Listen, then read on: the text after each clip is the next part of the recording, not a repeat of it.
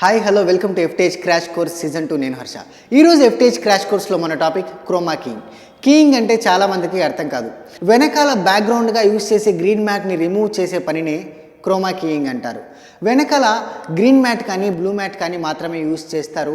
దీన్ని రిమూవ్ చేయడానికి ఎడిటింగ్ సాఫ్ట్వేర్లో కానీ లేదా VFX సాఫ్ట్వేర్ని కానీ యూజ్ చేస్తారు. ఎందుకు బ్లూ కలర్ గ్రీన్ కలర్ మాత్రమే సెలెక్ట్ చేస్తారు అంటే మన హ్యూమన్ స్కిన్ టోన్లో ఈ రెండు కలర్లు మాత్రమే ఉండవు. అందుకే వెనకాల ఈ కలర్లతో మ్యాట్ని యూజ్ చేస్తారు.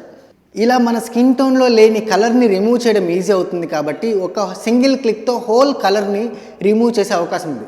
ఎలా అంటే ఇలా వెనకాల ఉండే గ్రీన్ మ్యాట్ కానీ బ్లూ మ్యాట్ కానీ రిమూవ్ చేసుకున్న తర్వాత వెనకాల ఏదైనా ఇమేజ్ కానీ లేదా వీడియో కానీ బ్యాక్గ్రౌండ్గా యూజ్ చేసుకోవాలి. అలా చేసుకున్న తర్వాత కొంచెం కలర్ కరెక్షన్ చేసుకొని వీడియో కొంచెం న్యాచురల్గా కనపడేలా చూసుకోవాలి. ఇప్పుడు మనం చూస్తున్న టీవీ లైవ్ షోస్ అన్నీ కూడా ఇలా గ్రీన్ మ్యాట్ రిమూవ్ చేసినవే. కాకపోతే మనం తీసుకోవాల్సిన కేర్ ఏంటి అంటే వెనకాల గ్రీన్ మ్యాట్ క్లీన్గా స్ట్రెచ్ అయి ఉండాలి, పర్ఫెక్ట్ లైటింగ్ ఉండాలి, ఫోల్డింగ్స్ ఉండకూడదు.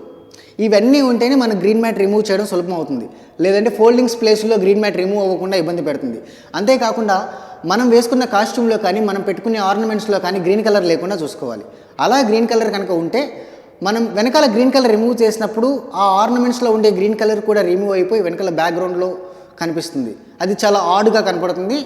సో ఈ ప్రాసెస్ అంతా కూడా ఎలా చేయాలో సిస్టంలో ఒకసారి చూద్దాం. ఇప్పుడు మనం FCPX అంటే ఫైనల్ కట్ ప్రోలో క్రోమా కీయింగ్ ఎలా చూద్దాం. సో నేను ఇప్పుడు ఈ క్లిప్కి ఏదైతే క్లిప్ ఇక్కడ ఉందో దీనికి నేను ఇప్పుడు క్రోమా కీయింగ్ చేయాలనుకుంటున్నాను. దీంట్లో వచ్చేసి ఇక్కడ ఎఫెక్ట్స్ ప్యాలెట్లో కీయింగ్ అని ఉంటుందన్నమాట. దీంట్లో ఇక్కడ కీయింగ్ అనే దానిలో కీయర్ అని ఉంటుంది. మీరు ఏం చేయాల్సిన పని లేదు, జస్ట్ దీన్ని డ్రాగ్ చేసి దాని మీద వేస్తే చాలు. సో ఇక్కడ అంతా కూడా మొత్తం పర్ఫెక్ట్ లైటింగ్ ఉంది కాబట్టి మొత్తం వెళ్ళిపోయి బ్లాక్గా ఉంది. సో ఇప్పుడు ఏదైనా సరే ఇమేజ్ నేను వెనకాల ఇంపోర్ట్ చేసి వెనకాల యాడ్ చేసినప్పుడు ఆ బ్యాక్గ్రౌండ్ ఈ చుట్టూ కనపడుతుంది. ఒకసారి ఏదైనా ఇమేజ్ డౌన్లోడ్ చేసి చూద్దాం.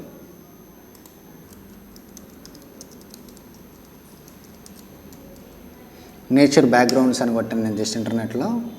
ఫర్ ఎగ్జాంపుల్ ఏదో ఒక ఇమేజ్ నేను సెలెక్ట్ చేసుకుంటున్నాను. ఇది అనుకుందాం, ఇది నేను తీసుకొని సేవ్ చేసుకుంటున్నాను. ఇలా సేవ్ చేసుకున్న తర్వాత నేను FCPలోకి దాన్ని డ్రాగ్ అండ్ డ్రాగ్ చేసి ఇంపోర్ట్ చేసుకుంటున్నాను. ఇలా డ్రాగ్ చేసుకుంటే ఇక్కడికి వచ్చేస్తుంది. నేను దీన్ని తీసుకొచ్చి ఈ ఇమేజ్ కింద డ్రాగ్ చేసేసాను. అదే ఇమేజ్ని ఫుల్ స్ట్రెచ్ చేసి ఇక్కడ దాకా ఉండేలా చూసుకుంటున్నాను. సో ఇప్పుడు నేను తీసుకున్న ఇమేజ్కి వెనకాల ఉన్న ఇమేజ్కి కొంచెం తేడా ఏం కనపడుతుందంటే నాకంటే వెనకాల ఉన్న ఇమేజ్ ఎక్కువ బ్రైట్నెస్గా కనపడుతుంది. సో దీన్ని మనం కలర్ కరెక్షన్లో కానీ లేదా ఒపాసిటీ ఇలా కొంచెం తగ్గించుకొని అడ్జస్ట్ చేసుకోవాల్సి ఉంటుంది. అప్పుడు వీడియోలో సబ్జెక్ట్ అనేది ఎక్కువగా హైలైట్ అవుతుంది.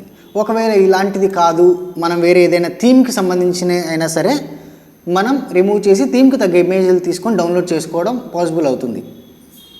ఒకవేళ మనం అరేంజ్ చేసుకున్న సెటప్ కారణంగా మన గ్రీన్ మ్యాట్ మీద పర్ఫెక్ట్ లైటింగ్ లేని కారణంగా కనుక ఎడిటింగ్ చేసేప్పుడు గ్రీన్ మ్యాట్ రిమూవ్ అవ్వకపోతే అంటే క్రోమా కీయింగ్ జరగకపోతే మనం వెనకాల గ్రీన్ మ్యాట్ని రిమూవ్ చేయాలన్న థాట్ పక్కన పెట్టేసి ఉన్న గ్రీన్ మ్యాట్నే ఎలా రియలిస్టిక్గా కనిపించేలా చేయాలో ఆలోచించాలి.